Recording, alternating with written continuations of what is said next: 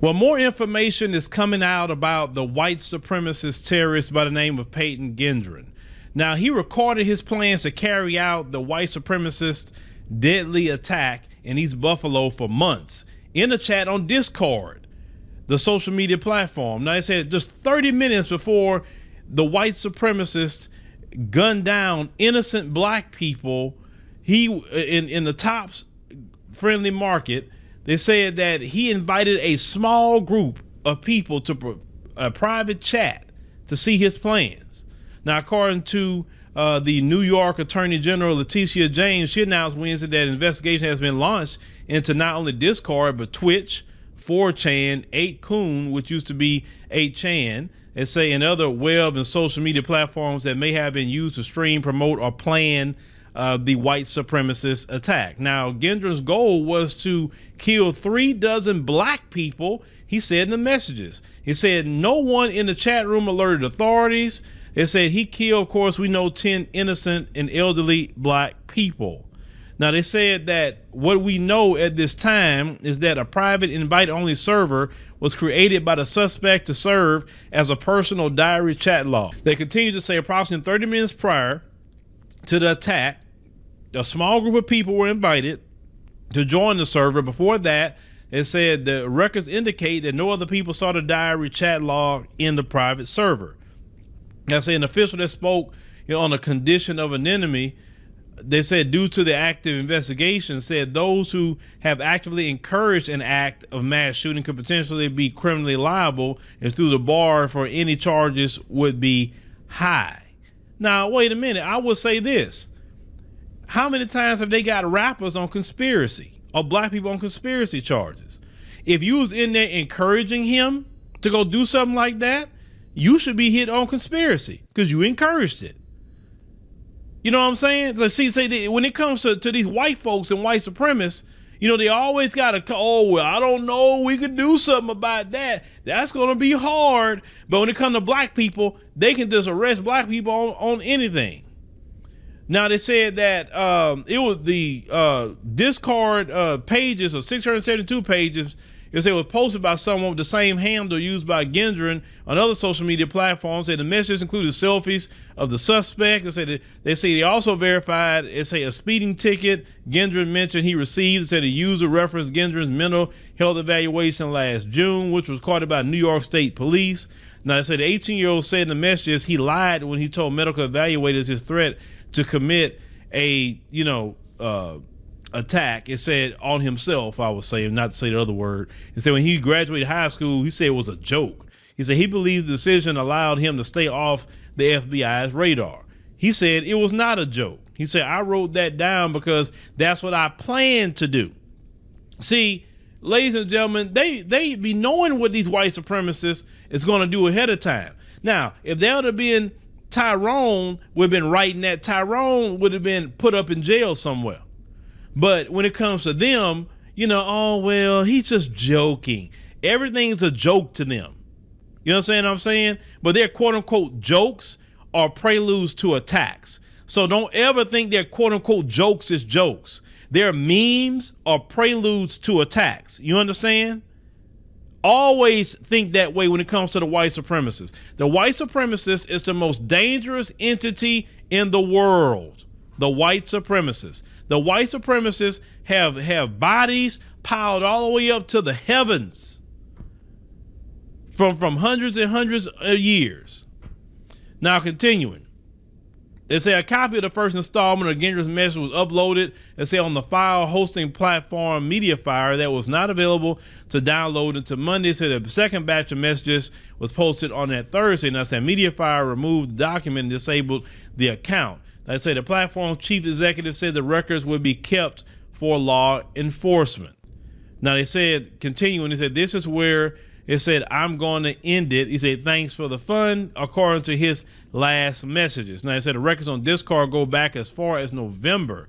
It said it showed that Gendron vowed in December to kill replacers. And if you remember the manifesto, he said anyone non-white was a replacer. He selected the top store in Buffalo by February after considering attacking sites in Rochester. He also planned on targeting 2 other spots in Buffalo. Now, according to reports, it said the white supremacist estimated how many black people he could kill between each location and worked out the distance and how much he would need for each shooting. It said the messages also revealed, they said that the white supremacist terrorist considered carrying on the rampage at a black school or church, but changed his mind.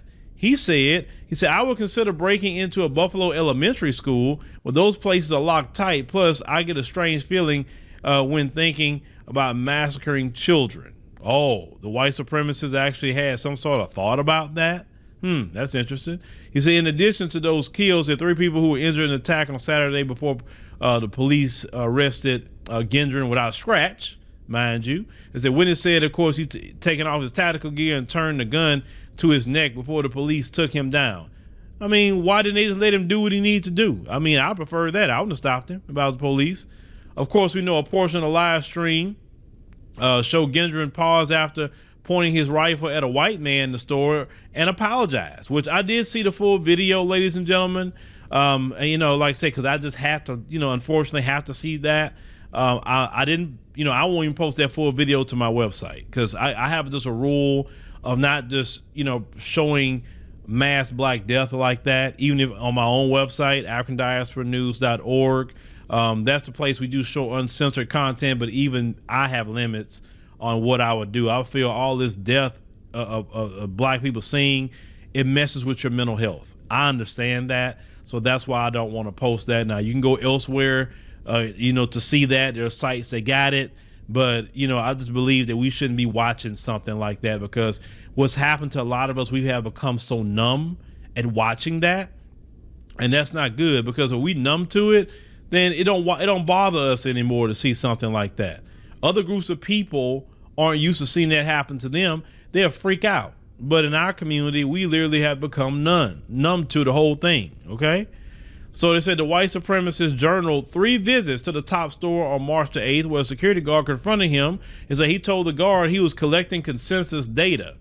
Now, if they show up in our neighborhood, someone collecting consensus data, you already be on high alert. You should be high alert anytime you see him in a black neighborhood. And so in addition to 2 security guards, so he counted 53 black people in the supermarket that day and 6 white people. He said Gendron also feared that his parents would uncover his plan. He wrote about hiding his guns in his bedroom and clothes in his car. Say the white supremacist said he bought and sold silver coins to acquire the ammunition and say for the massacre. Now they say when Gendron's parents saw a speeding ticket from the reconnaissance visit to the store 200 miles away from his home, he told his father on March 26th that he skipped school to go on a hike at a state park. It said, but Gendron had secretly dropped out of community college and say fearing that his parents could have caught on to his plans, and say he wrote that he wished he had launched the attack right away. Now he said that my parents know little about me. He said they don't know about the hundreds of silver ounces I've had or the hundreds of dollars I spent on ammo. He said they don't know I spent close to $1,000 on random military gear. He said they don't even know I own a shotgun or an AR-15 or illegal magazines. Now, what black people need to do after this situation with this white supremacist here, black people, they need to have people armed at all businesses. And this is what I would do. If I owned the Tops grocery store, I would have 2 to 3 security guards, all armed with AR-15s and body armor. And I said, this is not going to happen ever again. This will never happen again as long as I am here. This is not going to happen because what happened, they did have a security guard, but he didn't have an AR-15. He didn't have body armor either. The brother was a former Buffalo police officer. He did shoot that white supremacist, they say, a few times, but since he had on body armor, it didn't penetrate anything. And unfortunately, the white supremacist shot the brother, and the brother, he lost his life. He tried to protect black people, and, he's definitely a hero.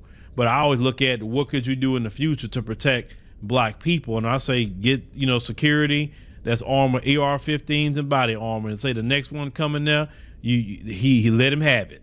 You know what I'm saying? Because they'll think twice. See, when he was casing the place, if he saw 3 security guards with AR-15s at all times, he's like, nah, I'm not going over there. I'm not going over there because I have a problem. And you should. Listen, call it what it is. Businesses have every right to get security and protect their businesses. And I will say to all black people in the black community, you need to have protection for your businesses, period. Since they want to look at businesses as a soft target, you have every legal right to protect yourself. Now, I live in Texas. We got a castle law for businesses, right? In your home and your businesses, you can use lethal force and nothing's going to happen to you. You're like, if someone's breaking in, now you couldn't go run in the parking lot and gun somebody down, or even if somebody tried to break in your house and you just ran out there and gunned them down, you could not do that according to the castle law. But if they're breaking into your home, if they're trying to cross the plane of your home and they get in, or even attempting to get in, and you use lethal force, it's okay here in Texas. That's why Texas is a beautiful place to live. Texas is a great place to open up a business and everything. That's why so many people move into Texas.